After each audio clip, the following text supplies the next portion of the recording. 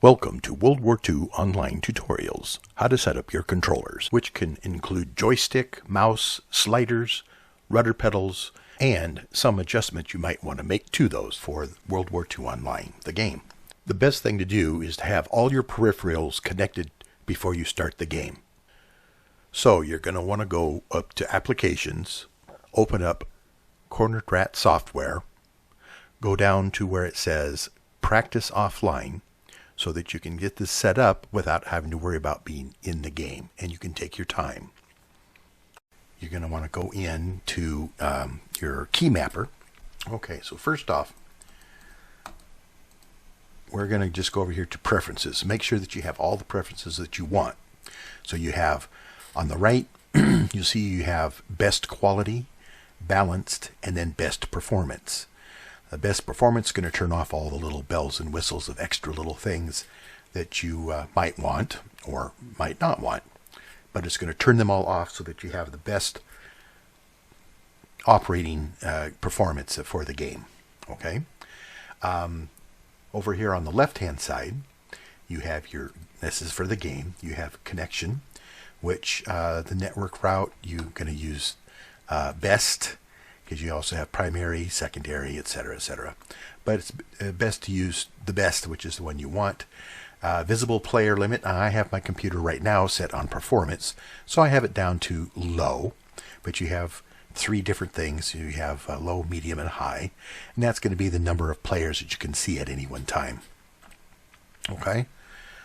Then you have under video, you have your display, which in this case I have, I'm using this is saying the HD graphics 630, which I'm actually, when I start the game, I have it set to my NVIDIA card, so which has a much better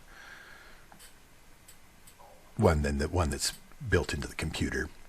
And then we have, of course, the different resolutions, and I set it on the highest one for me. And then we also have the choice of having the vertical syncing on, and I leave that disabled on the so that it doesn't cause any problems. You have under effects, you can see now we can have normal maps, post render filter. I have that. These are all things disabled because I have it set on performance. And water shaders, water reflection. However, muzzle flashlights, that is very important when you're trying to find, especially since I fly and I'm looking down at the ground. I can't see a lot of stuff going on down there because the people are very, very small. So, but if I can see the muzzle flash lights from tanks or machine guns or rifles, then it gives me an idea where something is down there. Also, combat smoke. I like to have that on. And then you also have the specular, which would be like, you can leave that on or leave it off. For performance, I leave it off. For right now, I just want performance. But I keep these two on because they're very important for able to find somebody. And then you have your radio clutter. Again, that's stuff that are near you, the density and all that kind of stuff. Again, when I'm flying, I have it disabled anyway. Then you've got shadows. I have it on low because of the performance. Infantry, you've got level of detail, number of corpses, all that kind of stuff. It's different things that you can see right here, and the number of corpses that are laying around if there, something's going on. From the air, I don't really care because I very rarely do I ever see a corpse from the air. People are too small for that. Under sound, I'm using my sound card. Ambient noise, I have that disabled. Basically in the air, I don't need it. Down on the ground, you're going to hear wind, animal noises, that sort of thing. I have the alerts turned on in case something needs to pop up. And then I turn the music off, so I don't need that. And then I have my font size. I don't see very well, so I have to have that on the largest one that they have, which is 12. I have the tulips on, although I generally don't really need it. I've been playing the game for almost 20 years, so but I got it there just in case. And then we have the colors for the different individuals. You got friendlies are the generic dark blue. Enemy colors is going to be a red. Squad color I put as white. It doesn't make a difference, whatever you prefer. Mission color, I have a very light blue, so if all the people that are on your mission with you are going to be light blue, and any of my squad mates will be white on that same mission.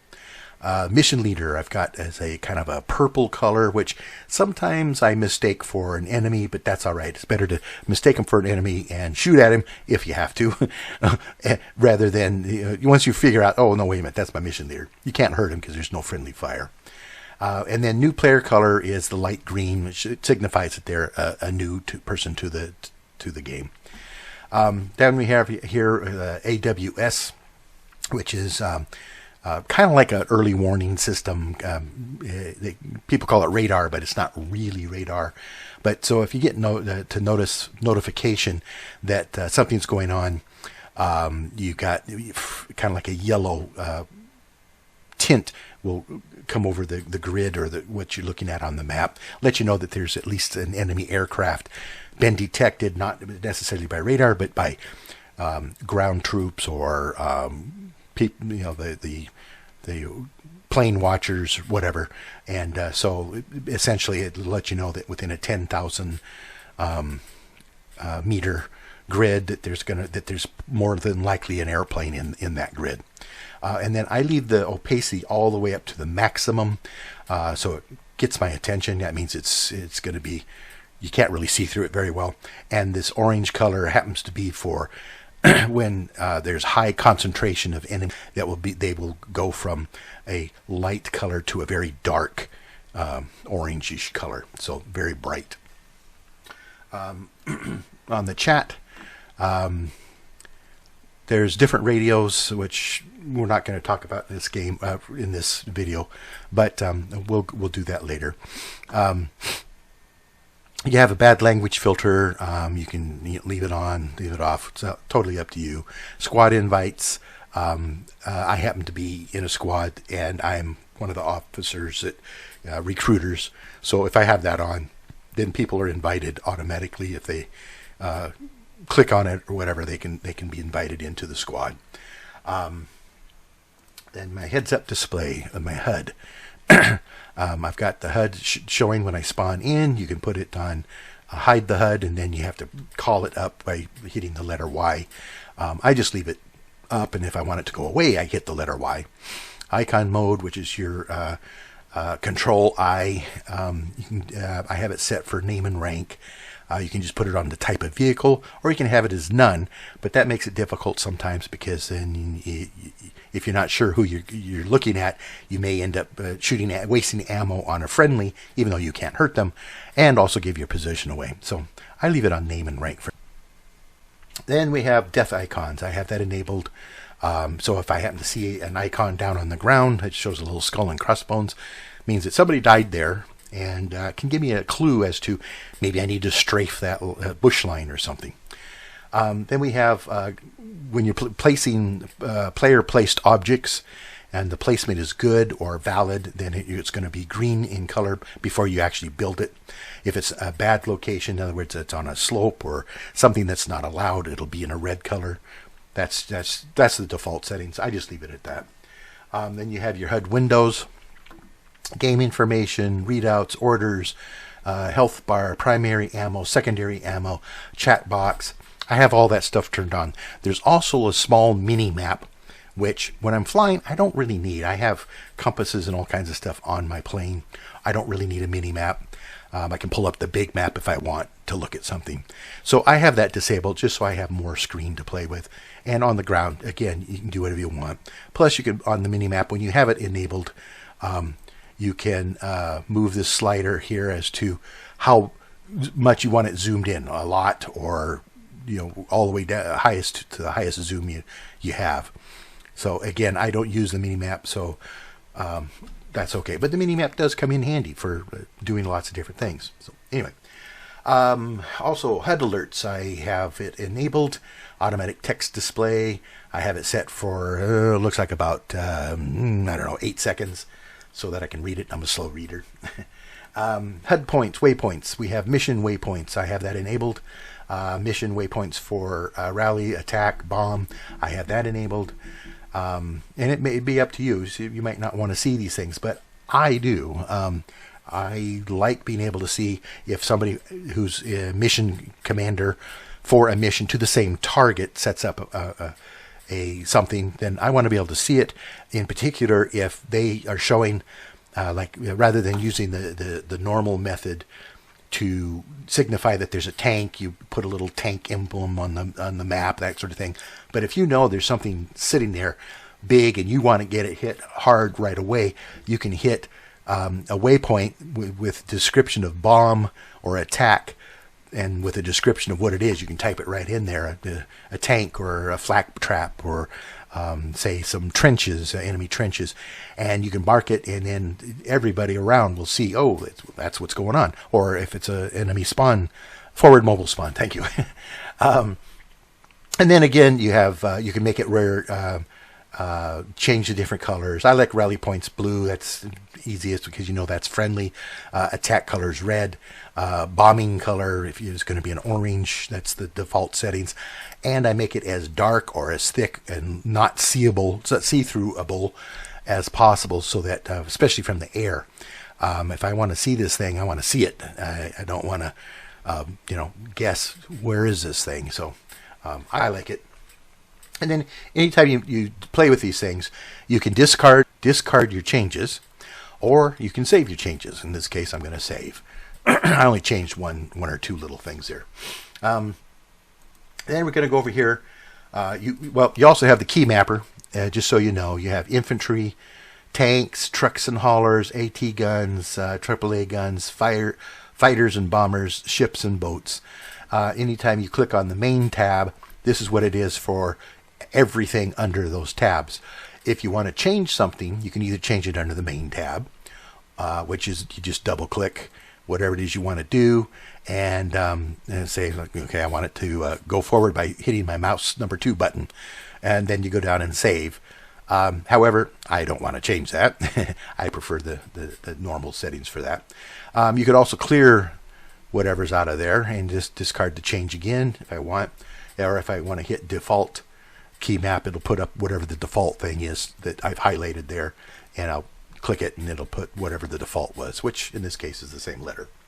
However, if you want to go in, you can go to your different units. You have all kinds of infantry, all sorts of different things, and if you make a change, whatever you change here is only going to apply to that individual, that type of category. All the other ones are going to use the main movements or whatever under this, the main tab. And that's true for the fighters, the bombers. You can see I've added all kinds of things in with different joysticks and that sort of stuff. So let's go and see how we set that up. So we're going to go to controllers. Over here in controllers, if you have your joystick plugged in, or like for myself, I have a flight yoke, a throttle body, and rudder pedals. And if I'm having them plugged in and being detected for the very first time, or if I'm going to make some changes, whatever, I can hit detect controller, and it'll say your controllers have been reread, which they've been reread a million times. If you want to control your mouse, you have your general movement of your character. You can if you really want it sensitive, you can move this here. And then if you really want it kind of dumb it down a little bit, we'll put it down to less sensitive. I prefer for this part to be up in the, to be able to move my character around fairly rapidly. I don't want him to spin 360 degrees by just breathing on it.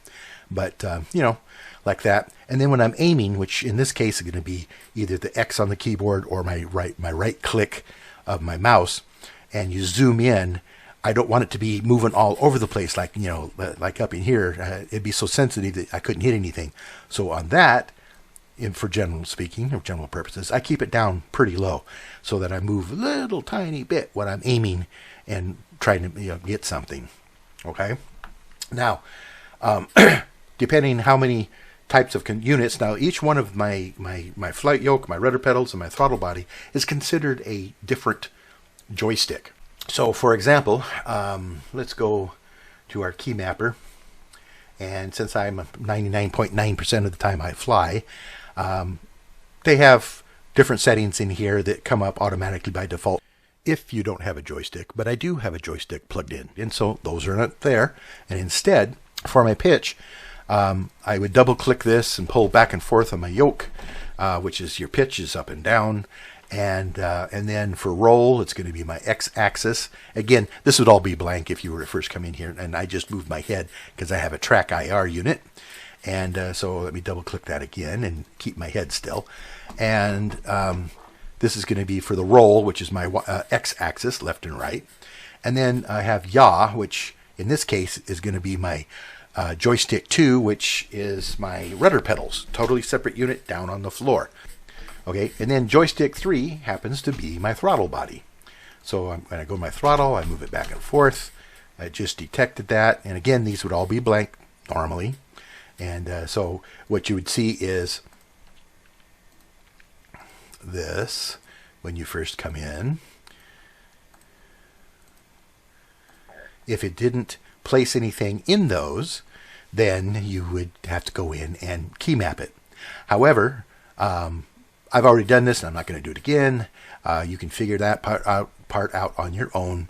If you want to do, let's say, elevator trim or that sort of thing, I on my throttle body, I have several different dials and wheels. And I can, so for my flap control, I have this thumb wheel that I would double click and roll it back and forth. And one direction it's going to detect it for doing whatever, and back the other direction. So anyway, I'm going to clear the key, discard the changes that I made, because as you can see, my flap control and my elevator trim, I've already got key mapped and I don't want to mess that up. So I just cleared those changes where I had blanked those out. And then anyway, once you have these set, then you can save those changes and move on. You can also see your default settings. You have, let's see, aileron trim down here, which is a period and a comma. You can use those two for adjusting if your plane isn't flying quite level, it would adjust the balance of the plane. Rudder trim, which is your vertical stabilizer in the back, and if your plane, there's a little thing on the box in the upper left-hand corner from your tilde key, and it shows you what's going on with your vehicles. And in this case, in an airplane, if you notice that you're not quite flying straight, you've got a positive or a negative number in the rudder type thing, then you can adjust it by hitting your J and L keys to adjust it one way or the other. Same thing with your prop. You've got prop up, prop down, apostrophe, and semicolon. So these are all just default keys. Let's go back to our controllers. So anyway, that's basic things set up for your key mapper, your controllers, your mouse, all that kind of stuff. You have views, your general views. I have a track IR unit, so rather than using a mouse, which this would normally be mouse X and mouse Y, I have changed it to my track IR. And you have to make sure that your track IR is operating before you start the game, otherwise it won't read it. So you have to have it going prior to the game start. And anyway, you double click and turn my head, and double click and nod my head. There's a whole video on how to set that up.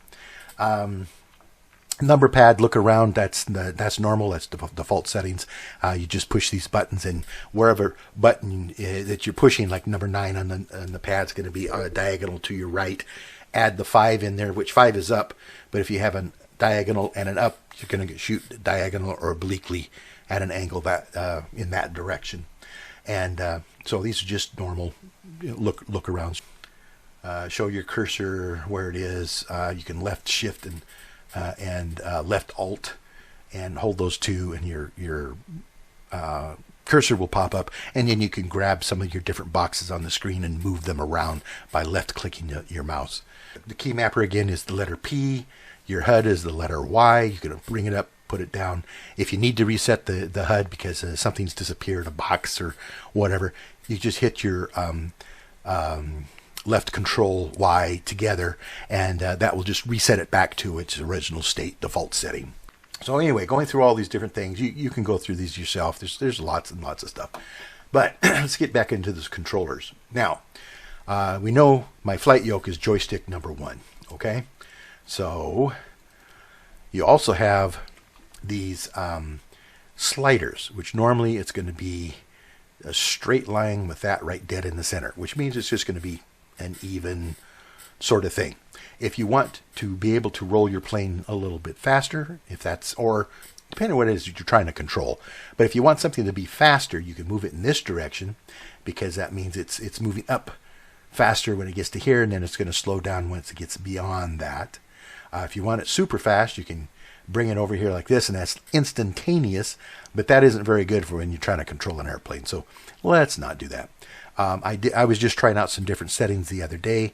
I had changes so it's a little softer with my rolls. The type of plane I was playing with was at that time was something that it's easy to oversteer, so I didn't want to oversteer it that much. I just bring it back down this direction. But the normal is there, and in the X direction, you pretty much want to have be able to roll as quickly as you can, or within the limits of that airplane. In your Y, you have this here. Now, you don't want, when you're pulling back on the joystick, you don't want to black out. Then you can soften that so that it's, as you're pulling on it, it's not going to be so intense. So that you have a little more leeway in going down and going up, that sort of thing. But then if you really want to, you pull it beyond this. Normally when you pull the joystick, if you had the little indicator, it would slide along here. Once it gets to there, it's going to go full power when you get to that point. But as I'm looking at it now, I think I want mine to be not so severe when I get it to that maximum. So if I put it right here, I'm going to give this a try. I haven't played with this in a long time, but that's what I would do for my so that I don't black out as much when I'm making tight turns and stuff. Also, this, if you have a joystick that has rudder control built into the joystick, where it's just a single handle, not rudder pedals like I have on the floor, then this is where you would come into either there or this one here, the rudder, I'm going to say RZ axis. However, and this would be sliders for different buttons and things that are on the joystick. However, in my case, my rudder is joystick 2, and it is in the YZ axis. So if I click that, you can see I have dummied down my rudder just a little bit, simply because I generally fly a 110, which has 2 rudders, and those things are so severe. If you crank on them, the plane will practically fly sideways and flip and go crashing into the ground if you're fairly low to the ground. So I soften that by pulling this down this way, and then therefore it goes, but it's not as severe unless I really crank on it. Okay, and then again, I'm just trying it out. I see if I like it. I may go back to my normal setting is right there, but I'm going to give this a try for a little bit, see how it works.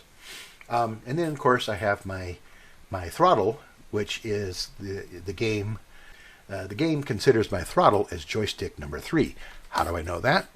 I go to my key mapper and go to my fighter bombers and my throttle, which also could be used for tanks, trucks, whatever, if you want. That's totally up to you. But my throttle is set here, and it says joystick 3 in the Z axis. Okay, so if I go to the controller and I go to joystick 3 Z axis, oh, there we go. And so there's my my throttle, and I have it up here. I want it instantaneous. I don't want to monkey around. I want to make sure that sucker, it knows that it's going to be used. So I grabbed it and pulled it from its normal position, which again is right there, and I just shoved it right up there. So it's also, there's a couple of other sliders, which in this case are little wheels, dials. And what I've done, if I go back to the key mapper, and if I go to, well, let's just see how it works on the main setting. There we go. So under my flap control, I have incremental flaps. There we go. And there's also a training video that I did years ago on how to set that up. But as you notice here, I got joystick 3, which is my throttle body, and it says RX axis. Okay, and that's for this slider. So if I go to the controller, let me change that. Go to this controller, go to the RX axis.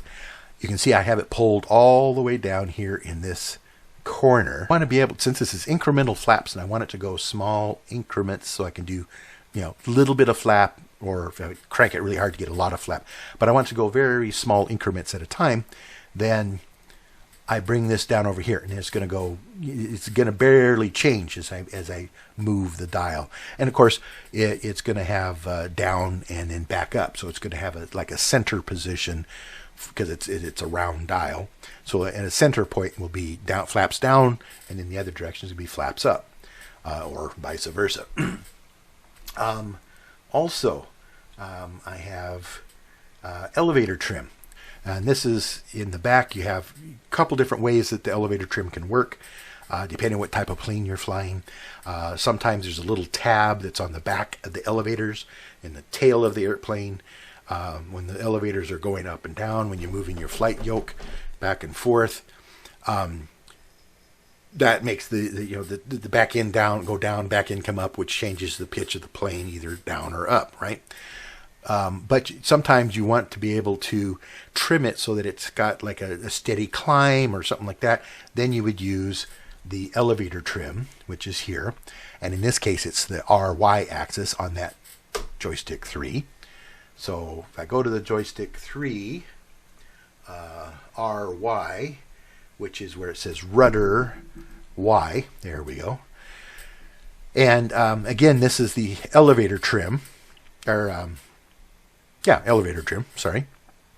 And I want that to also be very small increments until I get to the top end of whatever it is that I'm doing.